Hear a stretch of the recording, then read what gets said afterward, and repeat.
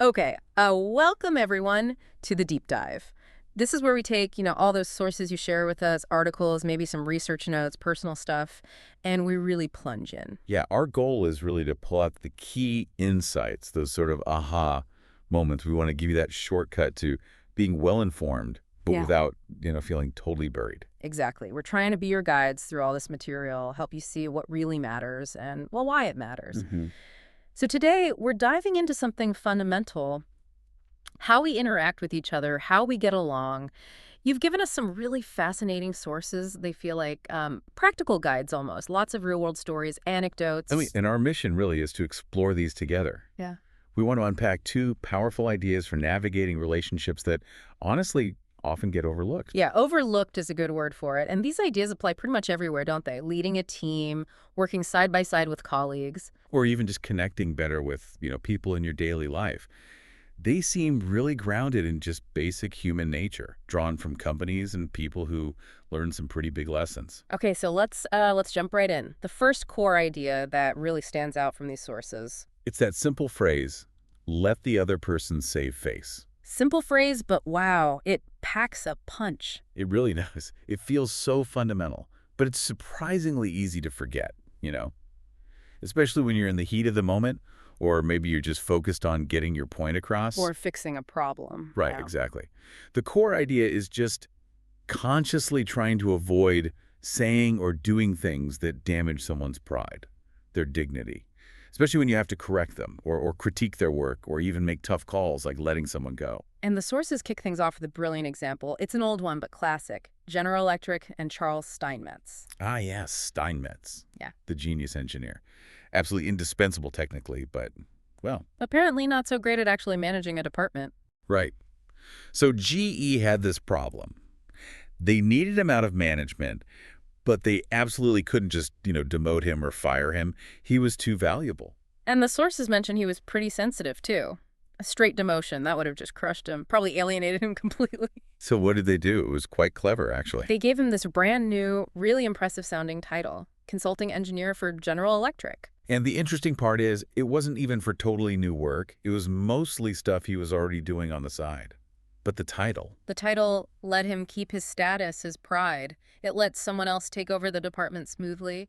And Steinmetz felt, well, valued, honored even. and it worked like a charm, according to the story. Steinmetz was happy, GE kept their genius engineer happy and productive, and they solved the management issue without a big blow-up. It just shows the power of thinking about the other person's dignity. What really struck me reading these accounts is how vital this is, but how often we just don't do it. We jump straight to finding fault, maybe criticizing someone publicly, making threats, or just being really blunt and tactless.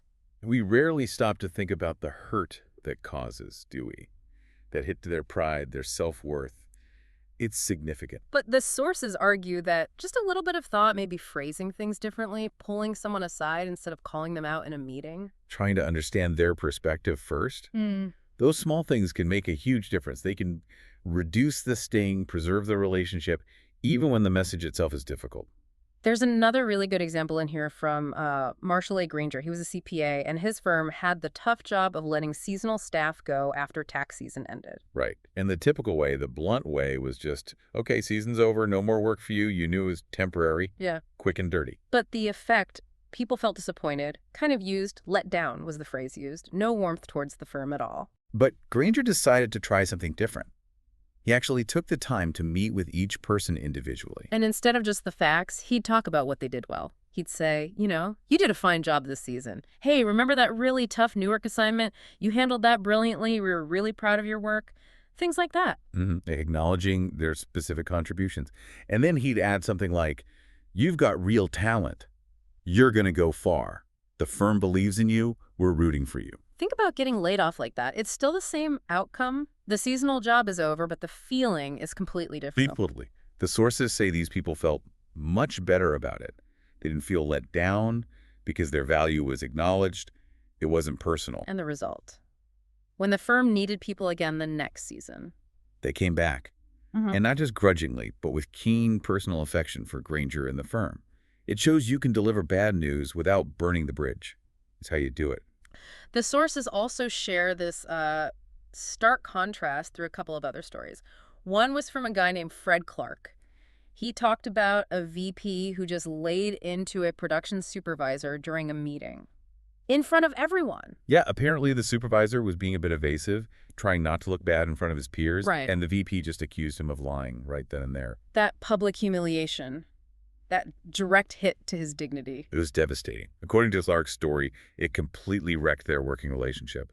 The supervisor felt useless, couldn't function effectively after that, and eventually just left the company. Went to a competitor, apparently, and did well there, so the company lost out too, all because of that public shaming. Now, contrast that with Anna Mazzone's story. She was relatively new, a marketing specialist, and she messed up big time on her first major project. A test marketing study had to be completely redone because of her error. Ouch. And she had to report this mistake, knowing she'd probably have to do it in a meeting in front of her colleagues. She was terrified her boss would just, blow up. But the boss did the opposite.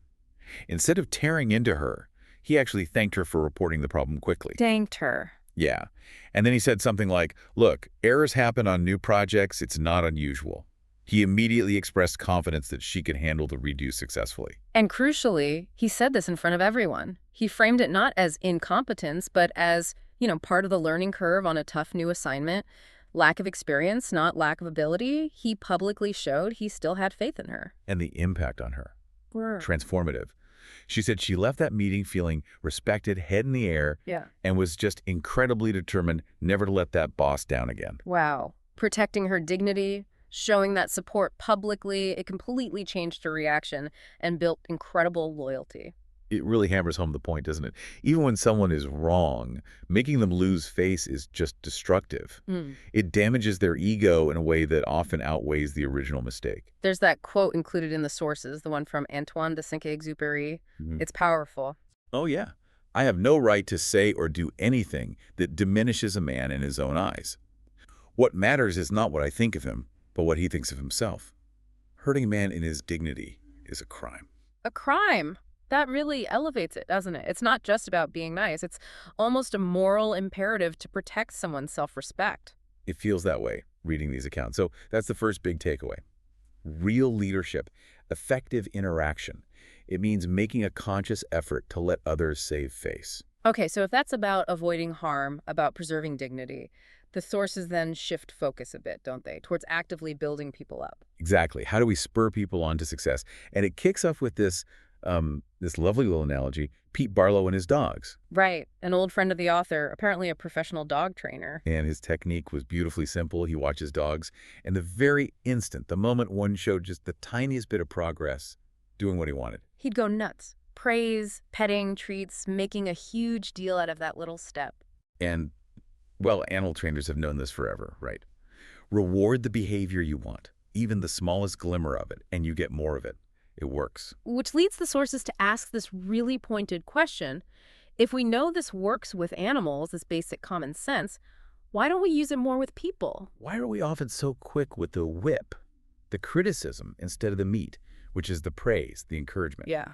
The core idea here is that praising improvement, even the slightest improvement, the smallest effort going the right way, that's incredibly powerful. It's a catalyst. It doesn't just reward the past action, it fuels future effort, right? Builds confidence, motivates them to keep trying, keep growing. There's that beautiful quote from Jess Lair in the sources. Oh, the sunlight one. That's the one. Praise is like sunlight to the warm human spirit. We cannot flower and grow without it.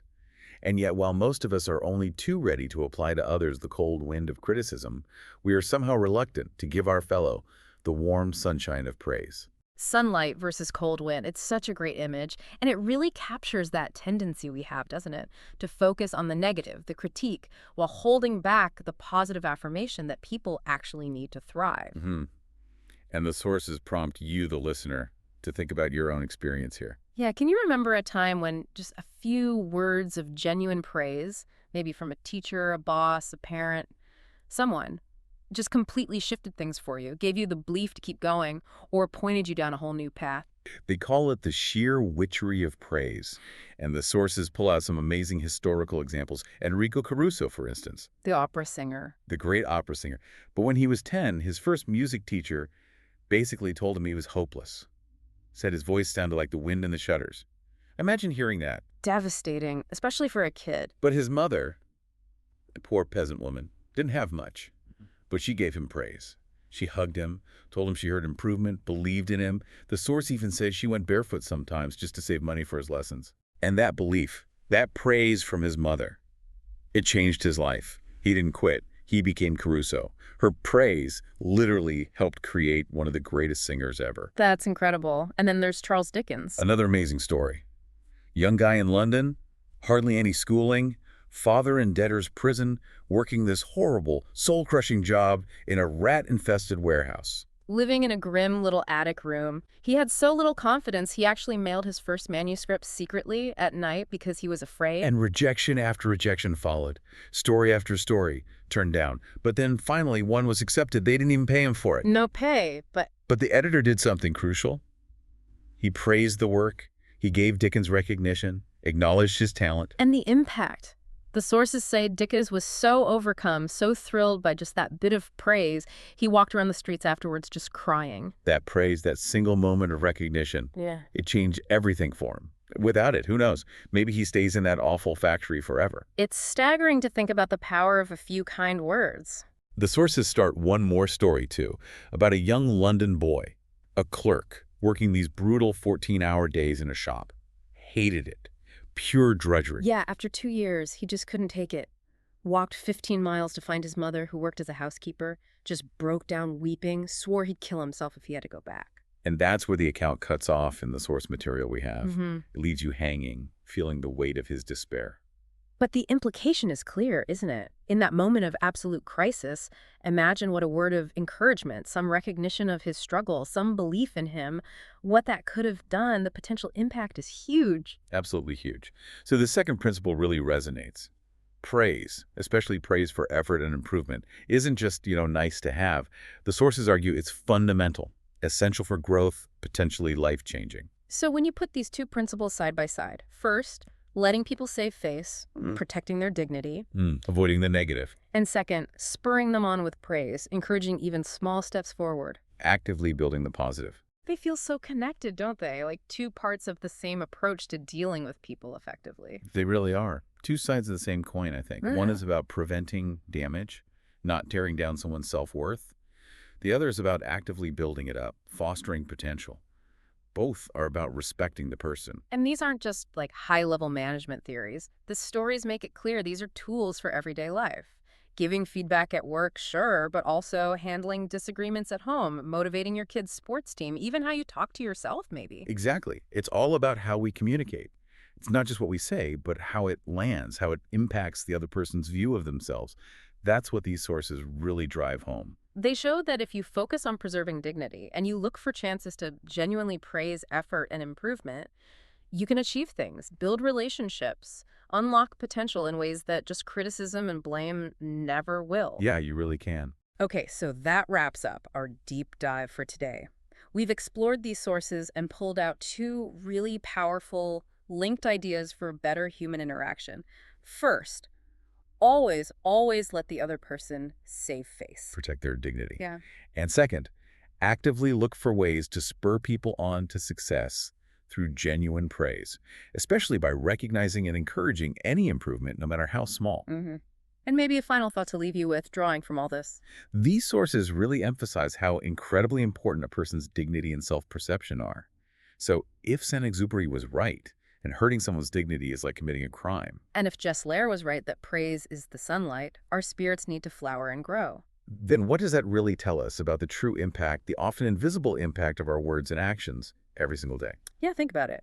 How much potential might we unknowingly crush with careless criticism, that cold wind? And conversely, how much potential might we unlock with just a little warm sunshine of praise?